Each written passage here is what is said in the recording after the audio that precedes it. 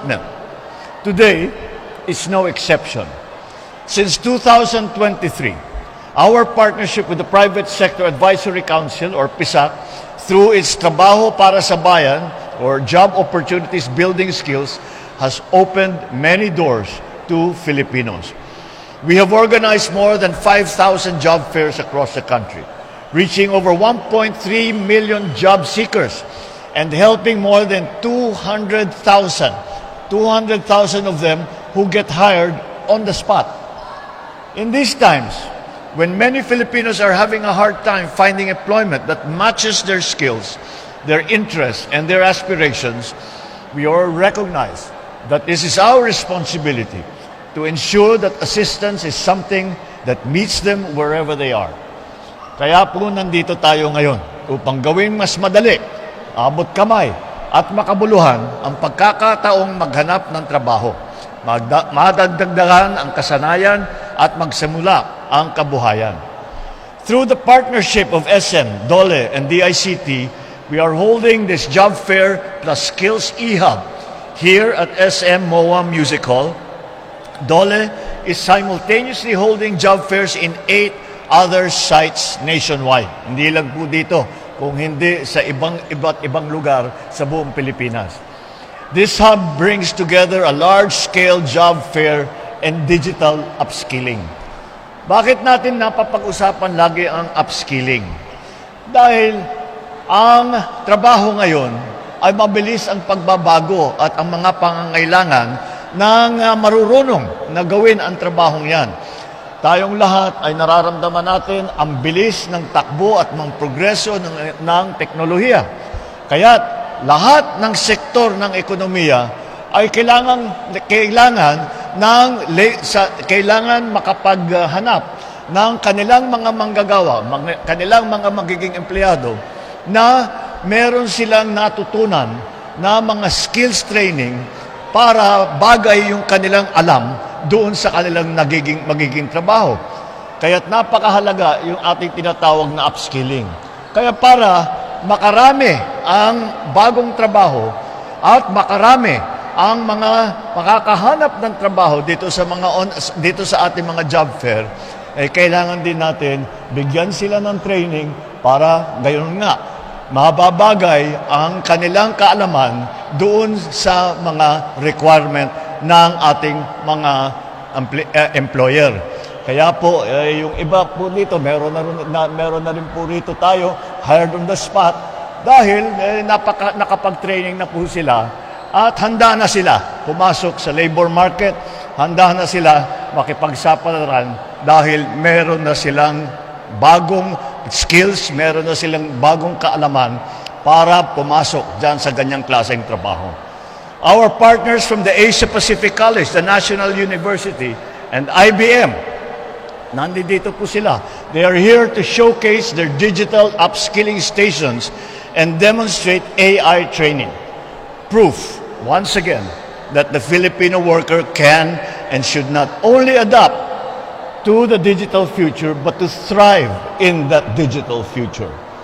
At the same time, just a few steps away at Ayala Mall by the Bay, we are also hosting today a holiday MSME Bazaar that celebrates the creativity, the determination, and the entrepreneurial spirit of the Filipino. Every booth here tells a story of dreams pursued, of lessons learned, and of triumphs earned. These are the kinds of narratives that fuel our belief that small businesses, when supported, can become engines of national growth.